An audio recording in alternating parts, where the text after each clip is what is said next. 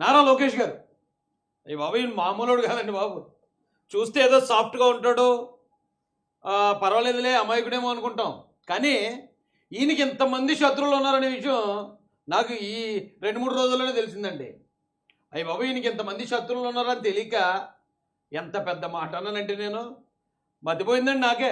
ఎందుకంటే ఈ పండగ ముందు ఒక చిన్న వీడియో మాట్లాడాను నేను తెలుగుదేశం పార్టీ నాయకుడినండి. మా తెలుగుదేశం పార్టీ జాతీయ కార్యదర్శి ఆయన గురించి నేను మాట్లాడిన వీడియో ఈ 3 రోజుల్లో పండగ పక్కకి వెళ్ళిపోయింది. సోషల్ మీడియా మొత్తం ఇదో పండగ అయిపోయింది. ఎవడు చూసినా ఎక్కడ చూసినా నా ఫోటో తమ్మునేల్ వేసేసి రాజమాసని అలాగా ఇలాగని నా జీవితంలో ఎప్పుడు తిట్లు తిన్నానండి బాబు. అంత పెద్ద మాట అంటే మరి అలా తిడతారేమో అండి. అయితే ఎందుకు ఏమన్నాను నేను? ఏంటి ఆ కథ ఖమ్మం విషయం ఏంటి? రండి చూద్దాం రండి.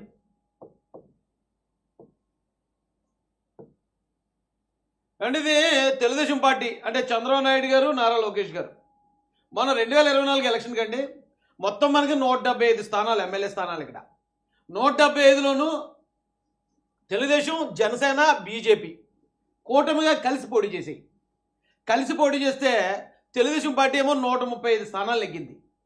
ఏమంటే జనసేన పార్టీ ఏమో 21 స్థానాల్లో నెగ్గింది. బీజేపీ పార్టీ 8 స్థానాల్లో నెగ్గింది. ఏదో ముగ్గురు ఒకటి, ఈయన ఒకటి. ఈయన ఒక్కడే వైఎస్ఆర్సీపీ 11 స్థానాల్లో ఆయన నెగ్గాడు. కేవలం 11 స్థానాలు. అయితే 11 స్థానాల్లో నెగ్గిన జగన్మోహన్ రెడ్డి గారు సీఎం అని అడుగుతూ ఉంటారు వైసీపీ నాయకులు, కార్యకర్తలను. ఆయన నెగ్గింది 11 స్థానాలే. అసలు ఈ రాష్ట్రంలో ఒక వ్యక్తి సీఎం అవ్వాలంటే 90 స్థానాలు నెగ్గాలి మినిమం. మొత్తం ఈ 175లోనూ 90 ఎమ్మెల్యే స్థానాలు ఎవరు నెగ్గితే వాళ్ళే సీఎం ఈ రాష్ట్రానికి రాజ్యాంగం ప్రకారం. అది జగన్మోహన్ రెడ్డి గారు నెగ్గితే ఆయన సీఎం 90 స్థానాలు నెగ్గితే. లేదు బీజేపీ నెగ్గితే బీజేపీ సీఎం, లేదు జనసేన నెగ్గితే జనసేన సీఎం, టీడీపీ నెగ్గితే టీడీపీ సీఎం. రాజ్యాంగం ప్రకారం 90 సీట్లు ఎవరు నెగ్గితే వాళ్ళే సీఎం. అయితే 11 సీట్లు నెగ్గాడు ఈయన, కానీ సీఎం అని అడుగుతారు. నిన్నగాక మొన్న ఈయన నేను సీఎం అవుతాను, మళ్ళీ ఇంకొక ఎలక్షన్ ఏదో వస్తుంది, లేకపోతే ఈ కూటమి కూలిపోద్ది, మళ్ళీ నేను సీఎం అయిపోతానని ఆయన కూడా ఏదో ఆలోచనలో ఆశల్లో ఉంటాడు. అప్పుడు ఎవరూ మాట్లాడలేదండి. అదేంటి జగన్ గారు, మీకు ఉన్నాయి 11 సీట్లే కదా, మీరు సీఎం అని అడుగుతారేంటి, మీరు సీఎం ఎలాగవుతారని ఒక్కడు కూడా గోల్ చేయలేదండి. తర్వాత బీజేపీ వాళ్ళు ఇంకా ఇక్కడ కొంచెం డీసెంట్గా ఉంటారండి. 8 స్థానాలు నెగ్గారు. 8 స్థానాలు నెగ్గినప్పుడు మేము ఈ రాష్ట్రానికి సీఎం అనో అదనో ఇదనో పురంధరేశ్వరి గారిని ఎప్పుడు ఎవరు మాట్లాడలేదు. ఎందుకంటే వాళ్ళ స్థానాలు ఇక్కడ తక్కువ కాబట్టి. ఓకే. జనసేన పార్టీకి 21 స్థానాలు, 100% స్ట్రైక్ రేట్. పవన్ కళ్యాణ్ గారు నిలబడ్డ స్థానాలు అన్నింటిలో గెలిచాడు ఆయన.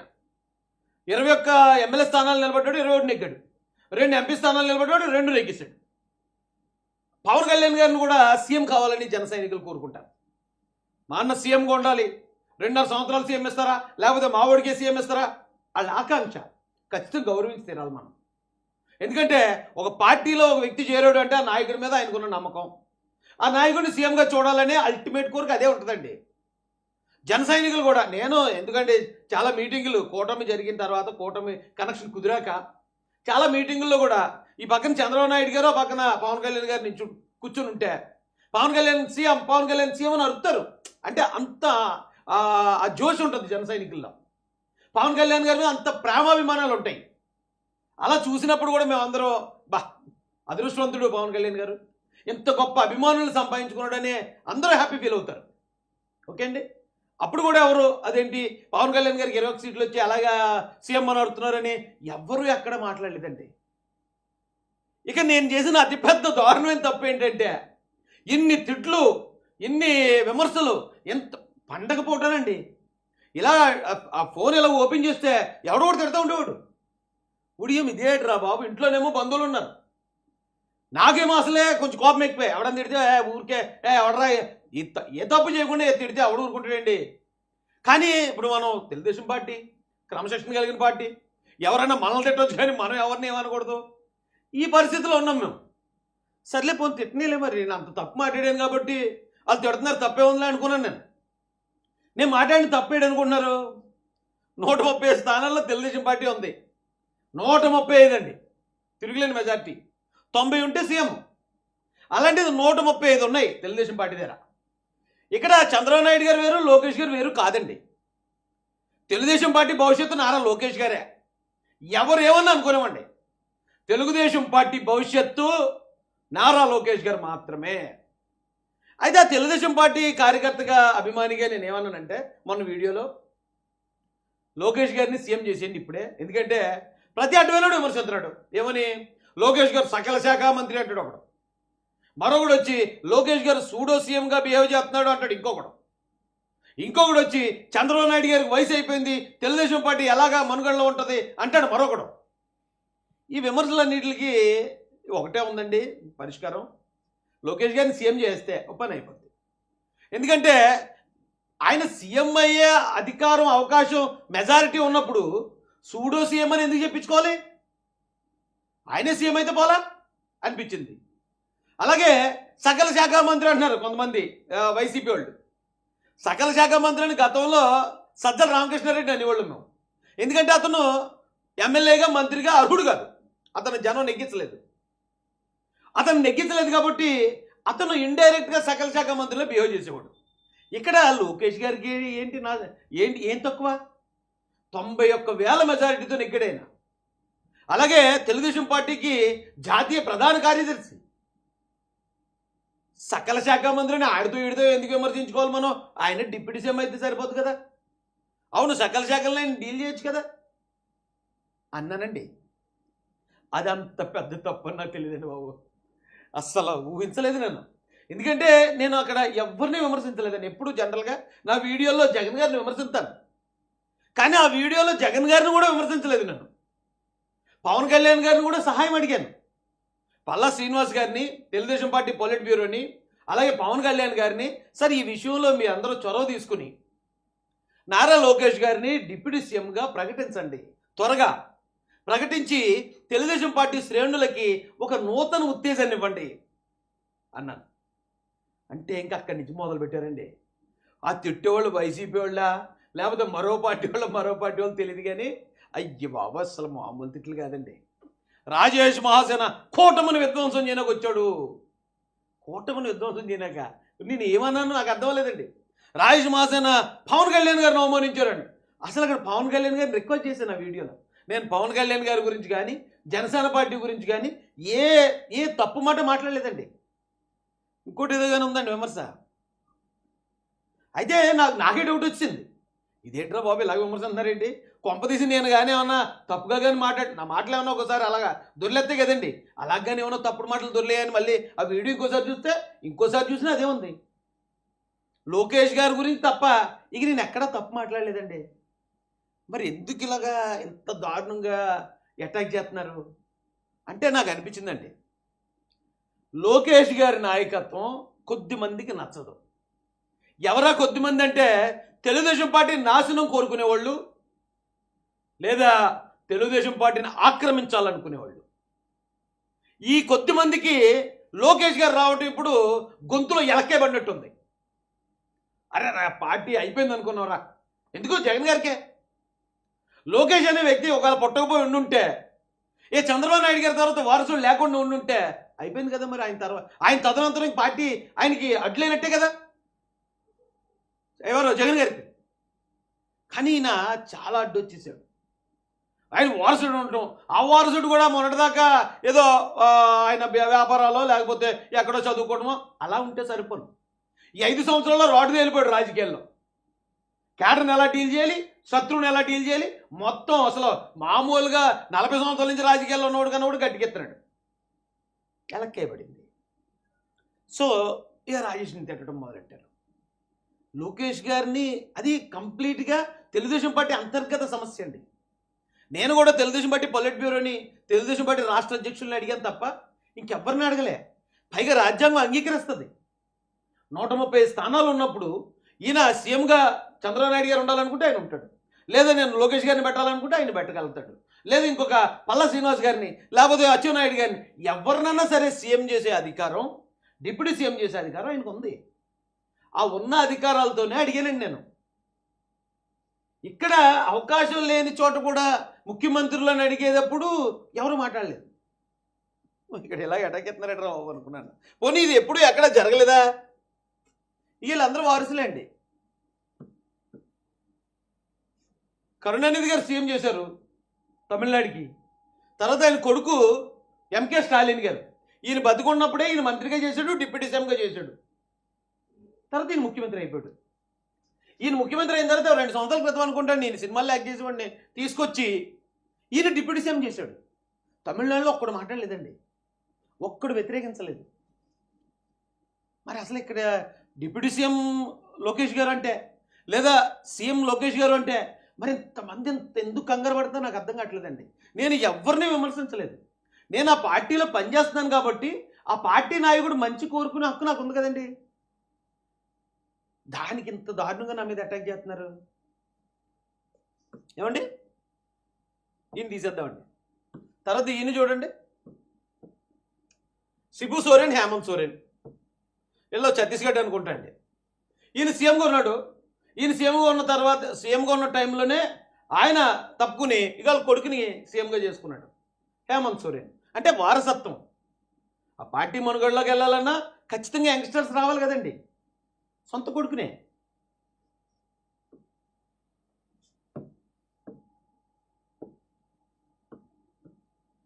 ఏమండి ములాయం సింగ్ యాదవ్ గారు, ఈయన ఉత్తరప్రదేశ్ అండి.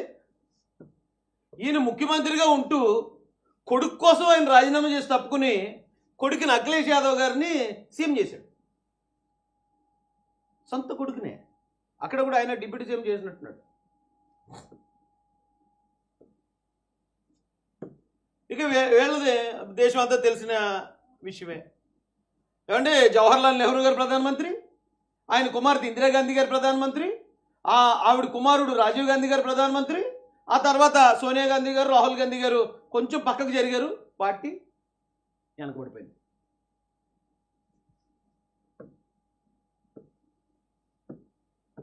జస్ట్ మిస్ అండి ఈయన కూడానే. మొన్న కేసీఆర్ కేటీఆర్ మొన్న లాస్ట్ టైమే ఈయన అయిపోలేట సీఎం. రేపు అయిపోతున్నాడు, ఎల్లుండి అయిపోతున్నాడు అన్నాడు కేటీఆర్. ఈయనేమో కేంద్ర రాజకీయాలకు వెళ్ళిపోతున్నాడు, ఈయన సీఎం అయిపోతున్నాడు అన్న. Just miss. లేకపోతే మొన్న ఆయన సీఎం కేటీఆర్.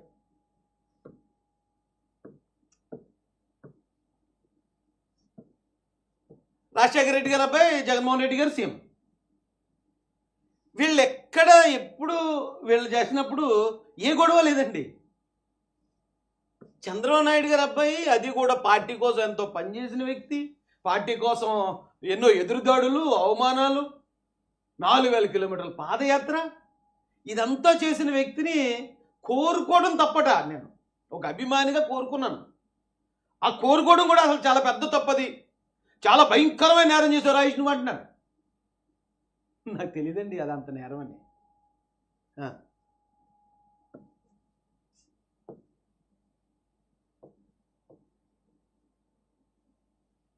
ఇక్కడ కొద్దిమంది అంటున్నారండి కూటమికి వ్యతిరేకంగా మాడుతున్నారు రాజేష్ నువ్వు అని. కూటమి అప్పుడు వాళ్ళు మాట్లాడుకున్నది ఏం మాట్లాడుకుని ఉంటారంటే అంటే ఇప్పుడు జరిగిన దాన్ని బట్టి చెప్తున్నాను నేను. తెలుగుదేశం పార్టీ పవన్ కళ్యాణ్ గారు అంటే జనసేనకి 21 సీట్లు, బీజేపీకి 10 సీట్లు ఇచ్చినప్పుడు ఒకవేళ గెలిస్తే జనసేన పార్టీకి 4 మంత్రులు,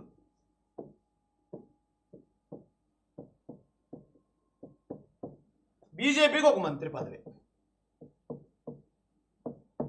ఏమంటే జనసేన పార్టీకి మొన్న ఒక ఎమ్మెల్సీ ఇచ్చారు, పిఎస్సి సభ్యుడు కూడా ఇచ్చారు. ఈ పదవులు అప్పుడే మాట్లాడుకుని ఉంటుంటారు.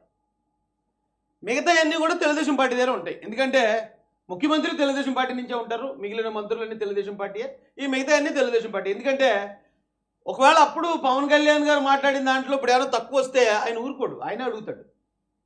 ఏంటంటే నాకు ఆ రోజు 8 మంది మంత్రులు ఇస్తానన్నారు, ఈవేళ 4 ఇచ్చారంటే అడుగుతాడు ఆయన. లేదు నాకు ఎమ్మెల్సీలు ఇంకా ఎక్కువ 10-15 ఇస్తానన్నారు, అందాక 1 ఇచ్చారంటే అడుగుతాడు. ఆయన ఇంకా అడగట్లేదంటే కారణం ఏంటి? వీళ్ళిద్దరి మధ్య జరిగిన ఒప్పందం ఏదైతే ఉందో ఇప్పుడు దాకా దాని ప్రకారం నడుస్తుందని అర్థం అండి. వాళ్ళు ఇస్తారన్నవి ఇచ్చారు. అయితే ఇక్కడ 4 మంత్రులు ఇవ్వటం వరకే తెలుగుదేశం పార్టీ బాధ్యత. ఈ 4 మంత్రి పదవులు ఈయన ఎవరికి ఇస్తారో తెలుగుదేశం పార్టీ చెప్పకూడదు. అది పొత్తు ధర్మం కాదు. పొత్తు ధర్మం ఎక్కడి వరకు? మాట్లాడుకున్న పదవులు ఇచ్చే వరకు. ఇప్పుడు లోకల్ బాడీలో కూడా 25% ఎంతో పవన్ కళ్యాణ్ గారు అడిగారు, ఆయన ఇస్తానన్నారని ఈయనే చెప్పారు మీటింగ్లో. సో ఆ స్థానాలు కేటాయించే వరకే తెలుగుదేశం పార్టీ ఇది ఉంటుంది పొత్తుధర్మం. ఆ స్థానాల్లో ఎవరిని నిలబెట్టాలో తెలుగుదేశం పార్టీ చెప్పకూడదు. ఇప్పుడు 4 మంత్రులు కేటాయించారండి తెలుగుదేశం పార్టీ నుంచి. అంటే పవన్ కళ్యాణ్ గారు మీరు పలానా నాదెండ్ల మనోహర్ గారికి మంత్రి ఇస్తున్నారు, ఆయనకి ఇవ్వకండి, ఆయన కాంగ్రెస్లో ఉన్నాడు గతంలో కాబట్టి ఆయనకి ఇవ్వకుండా మీరు పలానా వ్యక్తికి బొలిశెట్టి శ్రీనివాస్ గారికి ఇవ్వండి అని చంద్రబాబు నాయుడు గారు చెప్పకూడదండి. ఎందుకంటే ఇదంతా కూడా ఈయన పవర్సే. పవన్ కళ్యాణ్ గారు ఆయన కష్టపడి సాధించుకున్న బలం, ఆయన ఒక అధినేతగా ఎవరికి ఇవ్వాలనుకుంటే ఆయనకి ఇచ్చుకుంటాడు.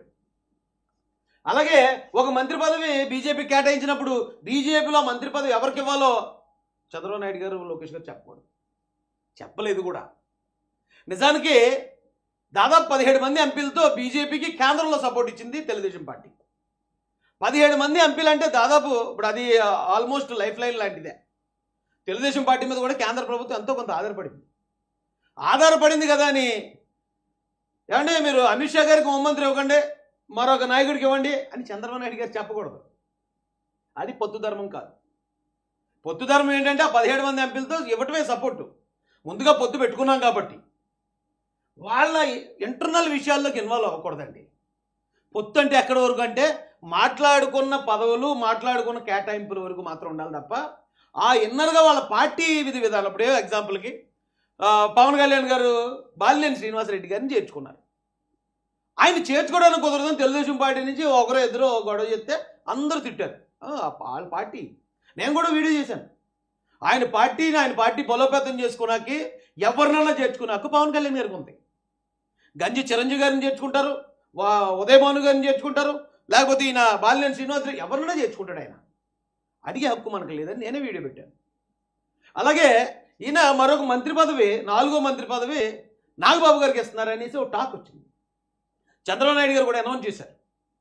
అనౌన్స్ చేసినప్పుడు కొద్దిమంది విమర్శలు మొదలుపెట్టారు. ఎక్కడ ఉండియే విమర్శలు. అప్పుడు కూడా చెప్పాను, నాగబాబు గారికి ఇచ్చే హక్కు ఆయనకు ఉంది. ఎందుకంటే ఆయనకి కేటాయించిన మంత్రులు అవి. నాగబాబు గారు కానీ ఇచ్చుకుంటారు, చిరంజీవి గారు కానీ ఇచ్చుకుంటారు, లేకపోతే ఇంకొకరు కానీ ఇచ్చుకుంటారు. నీకనిస్తారు, నాకనిస్తారు, ఆయనకి నచ్చితే. ఫలానా వ్యక్తులకి ఇవ్వాలని మనం రూల్ పెట్టడానికి అవకాశం లేదు. ఎందుకంటే అది జనసేన పార్టీ అంతర్గత వ్యవహారం. అలాగే తెలుగుదేశం పార్టీకి మా ముఖ్యమంత్రి పదవి, అలాగే మంత్రులు, ఇవి తెలుగుదేశం పార్టీ ఓటకు వచ్చాయి. చంద్రబాబు నాయుడు గారు అనుకుంటే ఎవరినన్నా తెలుగుదేశం పార్టీలో డిప్యూటీ సీఎం చేసే అధికారం ఆయనకు ఉంది. ఎందుకంటే ఆయన గతంలో 2 డిప్యూటీ సీఎంలు ఇచ్చారు.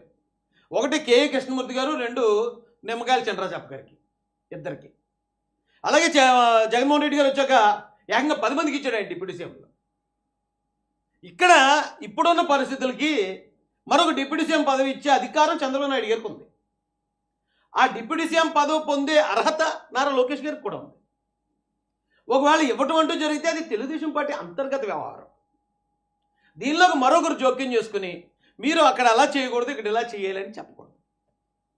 ఇన్ కేసు ఒకవేళ చంద్రబాబు నాయుడు గారు అనుకుని అవును ఈ సందర్భంలో ఇక నేను వారసుని ప్రకటించేస్తున్నాను, లోకేష్ గారిని సీఎం చేసేద్దాం అనుకున్నాను, చేసేసిన సీఎం పదవి అనేది తెలుగుదేశం వాటాలో కాబట్టి దాని గురించి మనం ఎవరు ఇన్వాల్వ్ అవ్వకూడదండి. అది న్యాయంగా పొత్తు ధర్మం కాదు. అయితే మరికొందరు సోదరులు, కొంతమంది వాళ్ళ అమాయకత్వంతోనే అంటారని నాకు అర్థమైంది. వాళ్ళు తిట్టినాక నేనేం బాధపడే పరిస్థితి లేదండి. ఎందుకంటే నేను తప్పు చేస్తే ఎవరైనా తిడితే నేను బాధపడాలి. అరే నేను తప్పే చేయనప్పుడు ఎవరైనా అనుకుంటే నాకేంటి, సరే కానివ్వండి, నాకు ఇదేం కొత్త కాదు. ఇదే ఇప్పుడు జగన్ గారిని ఐపాక్ టీంలో తట్టుకుని నిలబడ్డాను నేను. 30 కేసులు, 2 హత్యా ప్రయత్నాలు, రౌడీ షీట్, పీడీ యాక్ట్, అలాంటి వాటిని తట్టుకున్నవాడిని ఇప్పుడు ఏదో చిన్న చిన్న ట్రోలింగ్కి, అది మీ అందరికీ తెలిసిన విషయమే. అయితే కొద్దిమంది ఏమంటారంటే అండి, పవన్ కళ్యాణ్ గారికి ఇచ్చిన హోమ్ మినిస్టర్ డిప్యూటీ సీఎం మరొకరికి ఇస్తే పవన్ కళ్యాణ్ గారిని అవమానపరిచినట్టు కదా అంట. అది కరెక్ట్ కాదండి. ఎందుకంటే నారా లోకేష్ గారు తెలుగుదేశం పార్టీ జాతీయ ప్రధాన కార్యదర్శి, ఆయన ఒక మంత్రి. జనసేన పార్టీ తరఫున ఆయన మన కందుల దుర్గేష్ గారికి కూడా మినిస్టర్ ఇచ్చారు. జాతీయ ప్రధాన కార్యదర్శి నారా లోకేష్ గారు మంత్రే, కందుల దుర్గేష్ గారికి మీరు మంత్రి ఇస్తే ఆయన అవమానించినట్టు అంటే బాగుంటుందండి?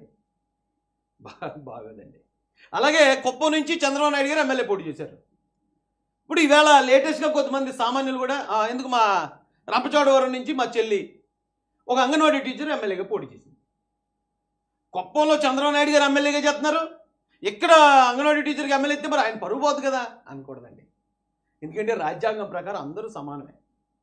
అయితే ఇంకొక విషయం కూడా చెప్పొచ్చు. ఎందుకంటే పవన్ కళ్యాణ్ గారు డిప్యూటీ సీఎం అంటే ఆయన ఒక జనసేన పార్టీకి అధినేత, మంచి చరిష్మా కలిగిన నాయకుడు, ఏ డౌట్ లేదు. అయితే ఒకవేళ నిజంగానే ఒక సామాన్యుని ఏమన్నా తీసుకెళ్ళి డిప్యూటీ సీఎం 1 ఏమో పవన్ కళ్యాణ్ గారికి ఇచ్చి డిప్యూటీ సీఎం 2 ఏమో ఆ సామాన్యుడికి ఇచ్చారనుకోండి, ఓకే ఆయన ఏదైనా ఇంటెన్షనల్గా తగ్గించాలనే ఉద్దేశంతో చేశారు అంటే అర్థం ఉందండి. నారా లోకేష్ గారు అంటే తెలుగుదేశం పార్టీ జాతీయ ప్రధాన కార్యదర్శి. ఆయన 14 నుంచి 2019 దాకానే మంత్రి చేసిన వ్యక్తి. ఎమ్మెల్సీ చేశారు, ఆయన మంత్రి చేశాడు. 2019 నుంచి 24 దాకా ఆయన చేసిన ఫైట్ అనన్య సామాన్యం. ప్రాణాలు తెగించేసాడు ఫైట్. అయినా పార్టీ అయిపోయింది అనుకున్న పరిస్థితుల్లో నుంచి తెలుగుదేశం పార్టీకి మళ్ళీ నూతన ఉత్తేజం నింపేశాడు. అంత గొప్ప ఫైటరు. పైగా ఇప్పుడు మళ్ళీ జాతీయ ప్రధాన కార్యదర్శిగానే కొనసాగుతున్నాడు ఆయన, పైగా మంత్రి గారు కూడా. అలాంటి లోకేష్ గారిని ఒకవేళ డిప్యూటీ సీఎం చేస్తే, చేస్తారులేదు తెలియదు, అది జస్ట్ నా ఆకాంక్ష చెప్పని అంతే అండి. చేస్తే లోకేష్ గారు మాతో సమానమా అని ఎవరైనా కొద్దిమంది తమ్ముళ్ళు మాట్లాడితే కనుక తప్పండి. అది తప్పది. ఎందుకంటే అది పవన్ కళ్యాణ్ గారిని నేను అవమానించినట్టు కాదండి, లోకేష్ గారిని మీరు అవమానిస్తున్నట్టు అవుతుంది. కాబట్టి దయచేసి అలా ఒకవేళ జరుగుతుందని నేను అనుకోవట్లేదు. ఒకవేళ జరిగితే అలా కంపేర్ చేసి బాధపడడం అనేది కూడా కరెక్ట్ కాదు. నిజానికి చాలామంది విమర్శించేవాళ్ళు నేను ఏం మాట్లాడానో వీడియో చూడకుండానే పవన్ కళ్యాణ్ గారిని అవమానించేటట, కూటమిని కూల్చేయాలనుకున్నాడట, ఇంకోటి ఏదో అటా విని మళ్ళీ అలాగే ఇది చేస్తున్నారండి. అది ఎందుకో నాకు కరెక్ట్గా అనిపించట్లేదండి. అయితే తన్ను మించిన ధర్మం, తన్ను మాలిన ధర్మం ఉండకూడదు అన్నారు పెద్దలు. ఇక్కడ క్లియర్గా మీరు ఒకటి అర్థం చేసుకోండి. తెలుగుదేశం పార్టీ నాయకులకి, కార్యకర్తలకు చెప్తున్నాను. మాట మీద నిలబడ్డారు ఎవరు? సోనియా గాంధీ గారు, రాహుల్ గాంధీ గారు మాట మీద నిలబడి వాళ్ళు ఏం చేశారు? మేము ప్రధానమంత్రి అయితే ప్రజలందరూ ఏమన్నా అనుకుంటారేమో, మన్మోహన్ సింగ్ గారిని చేస్తామని ఆయన కూర్చోబెట్టారు. కానీ అప్పుడు భారతదేశ ప్రజలందరూ ఎవరిని కోరుకుని ఓట్లు వేశారు? సోనియా గాంధీ గారు కానీ, రాహుల్ గాంధీ గారు కానీ పీఎం అవ్వాలని కోరుకున్నారు. కానీ వీళ్ళిద్దరు ఏం చేశారు? మన్మోహన్ సింగ్ గారిని కూర్చోబెట్టారు. ప్రజలకు మండిందండి. మేమేమో మిమ్మల్ని పీఎం చేద్దాం అనుకుంటే ఇంకొకళ్ళు పీఎం చేసే అధికారం మీకు ఎక్కడిదే? వాళ్ళకి అధికారం లేదు. సోనియా గాంధీ గారికి, రాహుల్ గాంధీ గారికి అధికారం లేదు వేరే వాళ్ళు బ్యాక్ చేయడానికి. ప్రజలకే ఉంది అధికారం. ప్రజలకు కోపం వచ్చింది, ఈ మళ్ళీ ఓటేయటం మానేశారు. అలాగే మీరు ఎగ్జాంపుల్ తీసుకోండి కేసీఆర్ గారిని. కేసీఆర్ గారు 2014-13లో గెలిచినప్పుడు గెలవక ముందు ఆయన ఏమన్నాడు? దళితుడే సీఎం, తెలంగాణ మొదటి సీఎం దళితుడు అని హామీ ఇచ్చాడు. అలాగే మీరు ఆంధ్ర తెలంగాణను విడగొడితే టీఆర్ఎస్ని తీసుకెళ్ళి కాంగ్రెస్లో విలీనం చేస్తానన్నాడు. చేశాడా? కాంగ్రెస్లో విలీనం చేశాడా? లేదు. సరికదా ఆయనే పోటీ చేశాడు, ఆ పార్టీ గెలిచింది. పోనీ గెలిచిన తర్వాత అన్న దళితుని పట్టుకెళ్ళి ముఖ్యమంత్రి చేశాడా? ఆయనే సీఎం అయ్యాడు. ఒకవేళ ఏమంటే కేసీఆర్ గారు మీరు కాంగ్రెస్లో విలీనం చేస్తా అన్నారు, దళితులను సీఎం చేస్తా అన్నారు, మీరు చేయలేదు కాబట్టి మేము లోడెత్తున్నాం అని చెప్పి తర్వాత ఎలక్షన్లో ఏమన్నా ప్రజలు ఓడించారు అతన్ని? మళ్ళీ అతన్ని గెలిపించారు. ఎందుకు అంటే అప్పుడు తెలంగాణ తెచ్చింది, తెలంగాణని రక్షించేది కేసీఆరే అని నమ్మిన ప్రజలు టీఆర్ఎస్ కోటేశారు. కేసీఆర్ఏ సీఎం అవ్వాలని ఓటేశారు.